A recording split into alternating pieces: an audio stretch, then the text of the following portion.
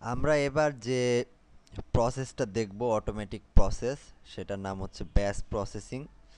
তো এটা আরম্ভ করার প্রথমে আমি আমার অ্যাকশনটা লোড করে নেই। অ্যাকশনটা হচ্ছে এক্সারসাইজ ফাইলের মধ্যে আছে।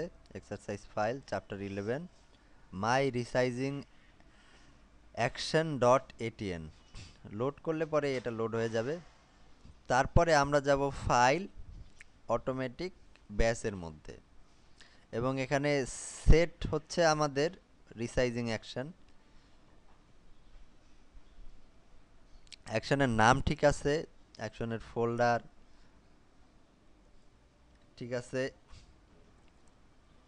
এবং অ্যাকশনটা যখন কমপ্লিট হবে তখন এটা হচ্ছে পিকচার 600 এটার মধ্যে যাবে। ফাইল নেম থাকবে, তারপরে তার 2 ডিজিট নাম্বার থাকবে, এবং তারপরে ফাইলের এক্সটেনশন থাকবে। এবং ক্যাপাবিলিটিতে ম্যাক্স এবং ইউনিক্স আমরা অন করে নেই জাস্ট ফর সেফটি। এবং আমরা যখন ওকে ক্লিক করব তখনই পিকচারগুলো রিসাইজ হওয়া আরম্ভ করবে। ওকে ক্লিক করি,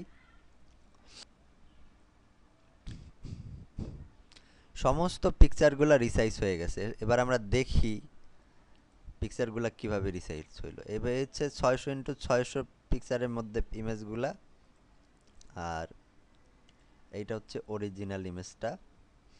এবং এই অরিজিনাল ইমেজটার সাইজ যদি আমরা দেখি যাই, তাহলে দেখা যাবে 6 মেগাবাইট এবং 3500 উইথের ইমেজগুলা সব 600 মেগাবাইটের ইমেজ হয়ে গেছে।